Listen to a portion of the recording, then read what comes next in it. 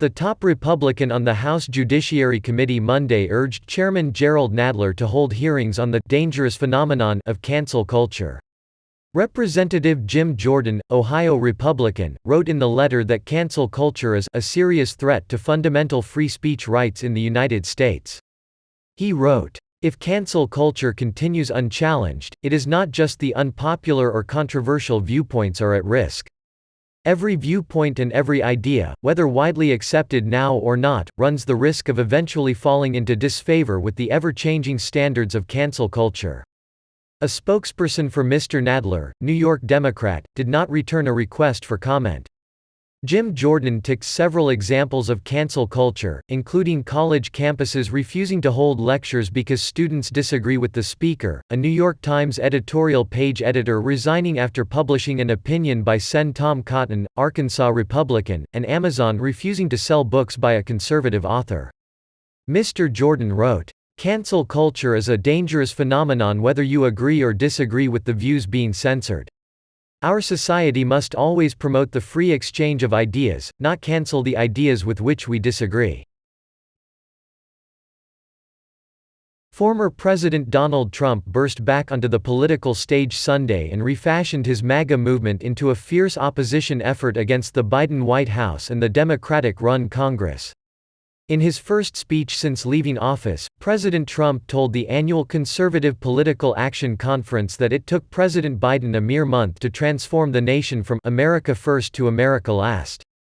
He slapped down reports that he was interested in creating a new political party, vowed to unite the GOP and assured his loyal supporters that Trumpism will continue to transform the party and sweep it back into power. Mr. Trump even hinted he could run again. He said to cheers and applause from the conservative activists gathered in Orlando, "A Republican president will make a triumphant return to the White House and I wonder who that will be." "Who will that be?" he said. "Our movement of hard-working American patriots is just getting started and in the end, we will win. For the next 4 years, the brave Republicans in this room will be at the heart of the effort to oppose the radical Democrats, the fake news media, and their toxic cancel culture." The speech hit all the right notes for Mr. Trump's fans at CPAC. Lisa Wall, 52, who described herself as a diehard conservative from Michigan said, "It was what I was hoping to hear. It is exciting for him to have a presence and keep our country rolling the way it should be or where it was." To unite the party, President Trump offered up a common enemy, Joe Biden, and the Democratic agenda that offends the core conservative values embraced at CPAC. He dedicated much of the speech to attacking Mr. Biden and the early moves by his administration. He said, "We all knew the Biden administration was going to be bad, but none of us ever imagined just how bad they would be and just how far left they would go." President Trump blamed Joe Biden for a litany of actions that he said set back the country, canceling the Keystone XL pipeline and causing thousands of job losses, rejoining the Paris Climate Agreement and putting the U.S. at an economic disadvantage against China, jeopardizing America's energy independence and inviting high energy costs, rolling back Trump-era immigration policies that triggered a massive flood of illegal immigration. Mr. Trump said, "Biden has failed in his number one duty as chief executive, enforcing America's laws." He also accused the Biden White House's anti-science school closures were hurting students.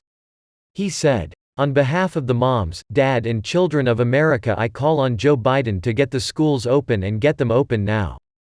President Trump said these decisions will haunt Democrats in the coming elections, predicting the GOP will flip control of Congress in 2022 and then win back the White House in 2024. Mr. Trump's call for unity, however, did not include his foes within the Republican Party. He said the party needs to do some housecleaning and called out Republican grandstanders and political hacks who voted to impeach him for inciting the January 6 riot at the United States Capitol. He promised to work actively to elect his kind of strong, tough and smart Republican leaders, apparently to replace the disloyal Republican lawmakers. Taking specific aim at Representative Liz Cheney of Wyoming, he described her as a warmonger who loves seeing our troops fighting. He said, "So hopefully they will get rid of her with the next election. Get rid of them all." President Trump created a rift in the Republican Party when he ran for the presidential nomination in 2016 and beat the party establishment. He won by supplanting the neoconservative and free trade doctrine that long dominated conservative politics with a populist America First message that energized blue-collar and other invisible voters. The rift never closed. It also grew wider in the wake of the January 6 attack on the United States Capitol by a pro-Trump mob, which helped expand opposition to President Trump within the traditional Republican establishment in Washington. Mr. Trump defined Trumpism as a movement that champions good trade deals, low taxes, fewer regulations, strong borders, law and order, a strong military, and Second Amendment gun rights. He said, "It means support for the forgotten men and women who have been taken advantage of for so many years." President Trump reiterated his insistence that he won the 2020 election. The claim was the impetus for the January 6 riot at the Capitol and has become a top criticism from Democrats and liberal-leaning news media who call it the big lie. Election integrity, however, is the top issue for the activists at CPAC and the Republican Party. President Trump also pressed the need for Republicans to fight for new election safeguards such as voter ID laws. Mr. Trump's CPAC address marked his first post-presidency appearance and closed out the annual conservative gathering, which has been transformed by Trumpism. He was by far the biggest attraction of the three-day conference, which was customarily held in the Washington, D.C. area, but relocated this year to Florida because of the state's looser coronavirus protocols. The conference featured the who's who of a modern-day conservative movement molded by President Trump and his no-holds-barred approach to politics. The list of speakers included many possible 2024 presidential contenders who tested their appeal with the grassroots of the party. Even though Republicans lost control of the House, Senate and White House over his four-year term, CPAC showed Mr. Trump's star power remains intact with a lot of activists.